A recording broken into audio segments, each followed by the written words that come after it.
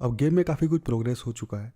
अब नेक्स्ट हम क्या करेंगे, प्लेयर का जो हाईएस्ट स्कोर है, स्कोर तो अभी काउंट हो रहा है, लेकिन प्लेयर का जो हाईएस्ट स्कोर है उसको हम सेव करेंगे। और जो गेम ओवर स्क्रीन हमने क्रिएट किया था उसके अंदर जो हमने बटन्स ऐड किए थे वो अभी फ़िलहाल काम नहीं कर रहे, तो उसके लिए भी हम स्क्रिप्ट लिखेंगे। हाई स्कोर को शो करने के लिए हमें चाहिए दो टेक्स्ट UI। जैसे ही गेम ओवर होगा हम क्या चाहते हैं, हमारा जो गेम ओवर स्क्रीन के अंदर जो स्कोर वाला सेक्शन है वहाँ पर स्कोर और हाई स्कोर शो हो, उसके लिए हमें चाहिए दो टेक्स्ट UI। तो एक टेक्स्ट UI क्रिएट करते हैं स्कोर के अंदर।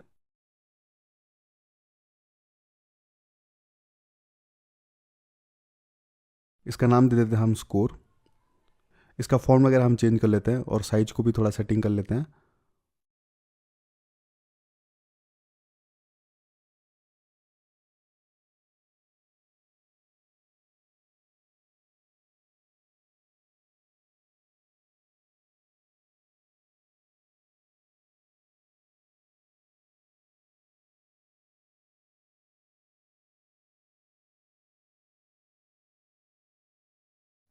आपको एग्जैक्टली वैसे करने की ज़रूरत नहीं है जैसे मैं कर रहा हूँ। आपको बस पता होना चाहिए कौन सा चीज़ कैसे काम करता है।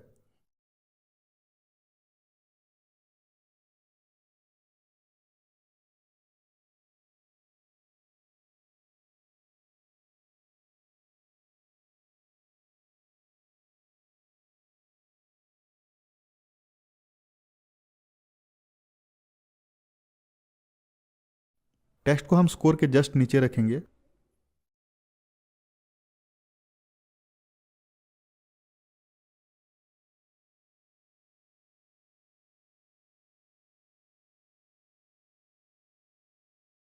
टेक्स्ट का कलर को आप चेंज कर सकते हो अपने हिसाब से।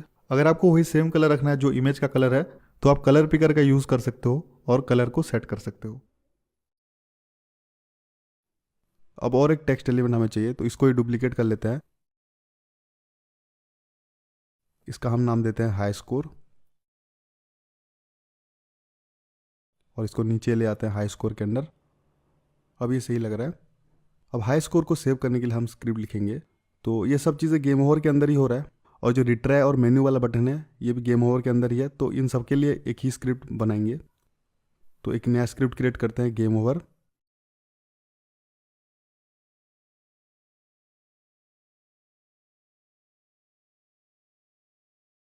इसको अटैच कर देते हैं गेम ओवर स्क्रीन के अंदर।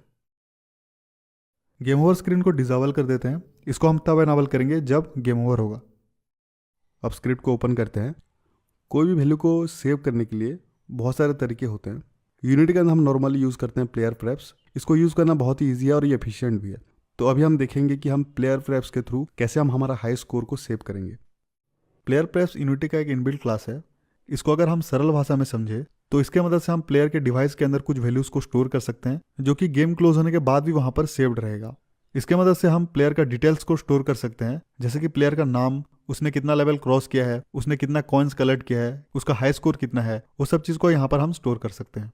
प्लेयर प्रेप्स के अंदर हम इंटीजर वैल्यू, फ्लोट वैल्यू या फिर स्ट्रिंग वैल्यू को स्टोर कर सकते हैं।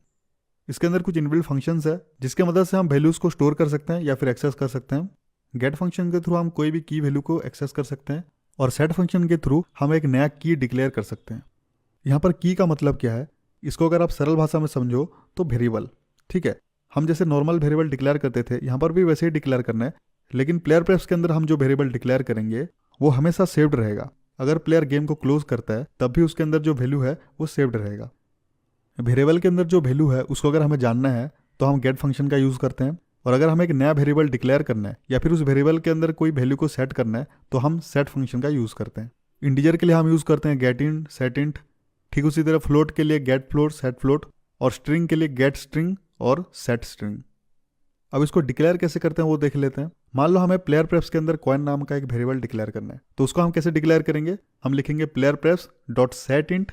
हम सेट इंट क्यों यूज़ कर रहे हैं, क्योंकि कॉइन के अंदर हम इंटीजर वैल्यू स्टोर करने वाले हैं, इसलिए हम सेट इंट यूज़ कर रहे हैं। फिर आगे हम ब्रैकेट देंगे और उसके अंदर हम अपना वेरिएबल को डिक्लेयर करेंगे। यहाँ पर हम जब वेरिएबल को डिक्लेयर करते हैं तो डबल कोटेशन के अंदर लिखते हैं। फिर यहाँ पर हम एक कॉमा देंगे और आगे हम क्या लिखेंगे, एक इंटीजर वैल्यू लिखेंगे जिसको हम कॉइन के अंदर स्टोर करना चाहते हैं। फॉर एग्जाम्पल मैं यहाँ पर लिखता हूँ 10।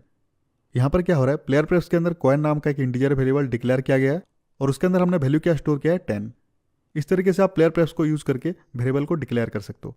अब मान लो हमें कॉइन के अंदर का वैल्यू को जानना है, तो हम क्या करेंगे, गेट इंट फंक्शन का यूज़ करेंगे। उसके लिए हम लिखेंगे player preps dot get int और ब्रैकेट के अंदर हम डबल कोटेशन देंगे और उसके अंदर हम वेरिएबल को लिखेंगे जो हमने डिक्लेयर किया था। इस तरीके से आप सेट फंक्शन को यूज़ करके वेरिएबल को डिक्लेयर कर सकते हो और गेट फंक्शन को यूज़ करके उसको एक्सेस कर सकते हो। ठीक उसी तरह अगर हमें फ्लोट वेरिएबल डिक्लेयर करना है तो हम सेट फ्लोट का यूज़ करेंगे, लेकिन यहाँ पर जब हम वैल्यू को पुट कर रहे हैं तो हमें एक स्मॉल एफ पुट करना पड़ेगा जो कि डिनोट करता है फ्लोट वैल्यू को। अगर हमें फ्लोट वैल्यू को एक्सेस करना है तो हम यूज़ करेंगे गेट फ्लोट फंक्शन का, और इसी तरह से हम स्ट्रिंग वेरिएबल को भी डिक्लेयर कर सकते हैं। और जब हम यहाँ पर स्ट्रिंग वैल्यू को पुट कर रहे हैं तो हमें डबल कोटेशन के अंदर उसको लिखना पड़ेगा, क्योंकि स्ट्रिंग वैल्यू को हमेशा डबल कोटेशन के अंदर ही लिखना पड़ता है। तो कुछ इस तरीके से हम प्लेयर प्रेप्स के अंदर वेरिएबल्स को डिक्लेयर कर सकते हैं और उनको एक्सेस कर सकते हैं। अगर थोड़ा बहुत कन्फ्यूजन हो रहा है तो कोई दिक्कत नहीं है, जब हम इसको स्क्रिप्ट के अंदर यूज़ करेंगे तो आपको और भी अच्छे से क्लियर हो जाएगा। अब प्लेयर प्रेप्स का कुछ और फंक्शन के बारे में जान लेते हैं। हमने प्लेयर प्रेप्स के अंदर एक वेरिएबल को डिक्लेयर किया, सपोज हमें उसे डिलीट करना है, तो उसके लिए हम डिलीट की फंक्शन का यूज़ करेंगे। उसके लिए मैं लिखूंगा प्लेयर प्रेप्स डॉट डिलीट की और फिर ब्रैकेट के अंदर हम डबल कोटेशन देंगे और इसके अंदर हम पास करेंगे हमारा की का नेम को। यहाँ पर की का मतलब वही सेम ही है, वेरिएबल। सपोज हमने प्लेयर प्रेप्स के अंदर कॉइन नाम का एक वेरिएबल डिक्लेयर किया है और उसको हमें डिलीट करना है, तो हम यूज़ करेंगे प्लेयर प्रेप्स डॉट डिलीट की और फिर डबल कोटेशन के अंदर हम लिखेंगे कॉइन। अगर मान लो हमने जो भी वेरिएबल डिक्लेयर किया था वो सबको डिलीट करना है, तो उसके लिए हम यूज़ करते हैं डिलीट ऑल फंक्शन का। यहाँ पर मैं लिखूंगा player preps dot delete all. इससे क्या होगा, हमने जो भी वेरिएबल डिक्लेयर किया था प्लेयर प्रेप्स के अंदर वो सारा डिलीट हो जाएगा। और एक फंक्शन है हैज़ की, इसके मदद से हम चेक कर सकते हैं प्लेयर प्रेप्स के अंदर कोई स्पेसिफिक की है या नहीं। सपोज मैंने इसके अंदर पास किया हेल्थ। अब क्या होगा, ये चेक करेगा प्लेयर प्रेप्स के अंदर हेल्थ नाम का कोई वेरिएबल डिक्लेयर है या नहीं। अगर है तो ये ट्रू रिटर्न करेगा, वरना ये फॉल्स रिटर्न करेगा। प्लेयर प्रेप्स का जो थ्योरी है वो हमने देख लिया, अब इसको प्रैक्टिकली इंप्लीमेंट करके देखते हैं। तो वापस स्क्रिप्ट पे आते हैं। सबसे पहले हम क्या करेंगे, एक टेक्स्ट वेरिएबल क्रिएट करेंगे स्कोर टेक्स्ट, और दूसरा हाई स्कोर टेक्स्ट। क्योंकि हम यूआई एलिमेंट्स को यूज़ कर रहे हैं तो इसलिए यूनिटी इंजन डॉट यूआई को इंपोर्ट कर लेते हैं।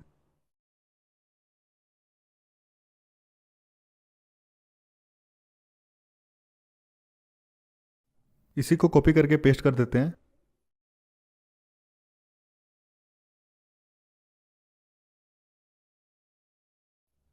इसका हम नाम रखेंगे हाई स्कोर टेक्स्ट।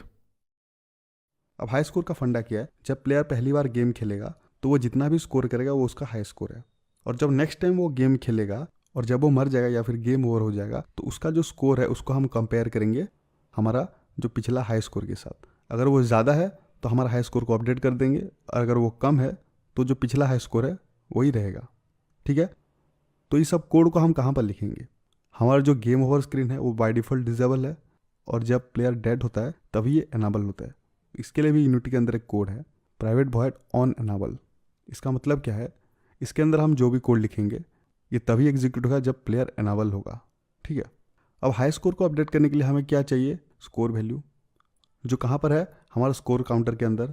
अब हाई स्कोर को अपडेट करने के लिए हमें सबसे पहले तो स्कोर काउंटर के अंदर जो स्कोर वाला वेरिएबल है इसको हमें एक्सेस करना पड़ेगा, क्योंकि स्कोर का वैल्यू इसमें ही स्टोर हो रहा है।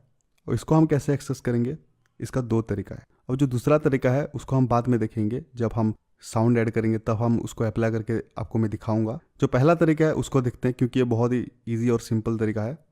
हमें क्या करना है, स्कोर काउंटर पे जाना है और इधर जो स्कोर वाला हमने डिक्लेयर किया है इंट के आगे हम लगा देंगे स्टैटिक। पब्लिक स्टैटिक का मतलब क्या है, इस वेरिएबल को हम दूसरे क्लास के थ्रू डायरेक्टली एक्सेस कर पाएंगे। अभी अगर मैं गेम ओवर स्क्रिप्ट पे जाऊंगा और इधर अगर मुझे वो स्कोर को एक्सेस करना है तो मैं कैसे एक्सेस करूंगा, स्कोर काउंटर डॉट स्कोर, इस तरीके से मैं एक्सेस कर सकता हूँ स्कोर वेरिएबल को। अब ये जो स्कोर वेरिएबल है इसको हम बहुत बार यूज़ करने वाले हैं स्क्रिप्ट के अंदर, तो बार बार स्कोर काउंटर डॉट स्कोर लिखने से अच्छा हम क्या करेंगे, इधर एक टेम्पररी वेरिएबल क्रिएट करेंगे इंट स्कोर। ठीक है, और इसको असाइन कर देंगे स्कोर काउंटर डॉट स्कोर। अब क्या हो रहा है, जब एनाबल होगा एक टेम्पररी वेरिएबल क्रिएट होगा स्कोर, और ये क्या करेगा, स्कोर काउंटर के अंदर का जो स्कोर टेक्स्ट है उसको स्टोर कर लेगा। हमने स्कोर को एक्सेस कर लिया। अब हम एक इफ कंडीशन ऐड करेंगे। मैं पहले कोड लिख लेता हूँ फिर आपको एक्सप्लेन करूँगा। तो यहाँ पर हम क्या कर रहे हैं, स्कोर को कंपेयर कर रहे हैं हमारा हाई स्कोर के साथ। मैंने आपको बताया था गेट इंट क्या रिटर्न करता है, हाई स्कोर के अंदर जो भी वैल्यू स्टोर होगा उसको रिटर्न करेगा। ठीक है, तो अगर हमारा स्कोर ग्रेटर है हाई स्कोर से तो हम क्या करेंगे, हाई स्कोर को अपडेट करेंगे। उसके लिए हम लिखेंगे player press dot set int high score comma score. यहाँ पर हमने क्या किया, हाई स्कोर के अंदर हमारा जो करंट वाला स्कोर है जो कि हाई स्कोर से ग्रेटर है उसको हमने स्टोर कर दिया। अब हाई स्कोर अपडेट हो चुका है, लेकिन इसको हमको शो भी करना है स्क्रीन में, तो इसलिए हम क्या करेंगे, हमने जो हाई स्कोर टेक्स्ट हमने डिक्लेयर किया था उसको भी अपडेट कर देंगे। High score text dot text is equal to क्या करेंगे, स्कोर डॉट टू स्ट्रिंग, क्योंकि अभी स्कोर हाई स्कोर से बढ़ गया तो अभी हमारा जो करंट स्कोर है वही हमारा हाई स्कोर है। इतना समझ में आ गया। लेकिन अगर हमारा स्कोर अगर हाई स्कोर से छोटा है तो फिर तो हमें हाई स्कोर को कुछ अपडेट करना ही नहीं है। हम सिंपली क्या करेंगे, एल्स के अंदर लिखेंगे high score text dot text is equal to player prefs dot get int high score to string.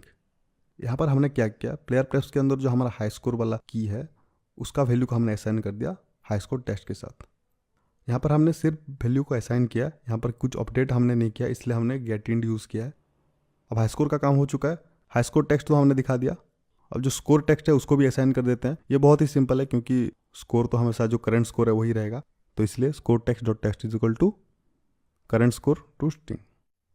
अभी एक चीज़ आपके मन में शायद डाउट आ रहा होगा, जब पहली बार हम गेम को ओपन कर रहे हैं, हाई स्कोर नाम का कोई की तो हमने डिक्लेयर किया नहीं अभी तक। पहली बार जब ये चेक कर रहा है current score is greater than, ये जो कंडीशन चेक कर रहा है, हाई स्कोर नाम का कोई की तो है ही नहीं, हमने अभी तक तो सेट किया ही नहीं है, तो फिर ये क्या चेक कर रहा है। जब पहली बार ये कोड रन होगा, अगर हाई स्कोर नाम का कोई की नहीं है प्रेजेंट, मतलब प्लेयर डाटा में हमने हाई स्कोर नाम का कोई की अभी तक हमने सेट नहीं किया है, तो ये क्या करेगा, बाय डिफ़ॉल्ट एक की जनरेट कर देगा हाई स्कोर नाम का और उसका वैल्यू दे देगा 0। ठीक है, डिफ़ॉल्ट वैल्यू। और जब हम सेट कर रहे हैं हाई स्कोर, तो ऑलरेडी तो हाई स्कोर नाम का की जनरेट हो चुका है, तो फिर ये सिंपली उसका वैल्यू को उसमें पुट कर देगा। इतना समझ में आ गया।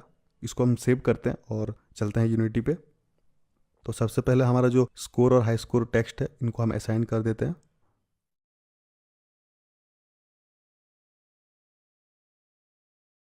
अभी रन करके देखते हैं। अब मैं पहली बार गेम को रन कर रहा हूँ, तो जो भी मेरा स्कोर होगा वही मेरा हाई स्कोर होगा। अब देख सकते हो यहाँ पर शो कर रहा है करंट स्कोर हाई स्कोर। अब गेम को क्लोज करते हैं और फिर से प्ले करते हैं।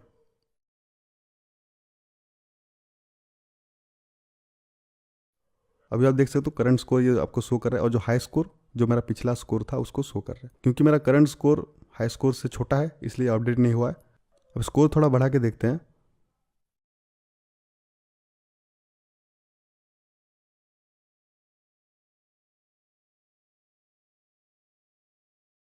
अब देख सकते हो क्योंकि मेरा करंट स्कोर पिछला हाई स्कोर से बड़ा है इसलिए अब ये अपडेट हो गया। तो इस तरीके से आप कोई भी वैल्यू को प्लेयर का डिवाइस के अंदर स्टोर कर सकते हो। ठीक उसी तरीके से अगर गेम के अंदर जैसे कॉइन्स होते हैं, मनी होता है, ये सब का वैल्यू को आप स्टोर कर सकते हो। ठीक है।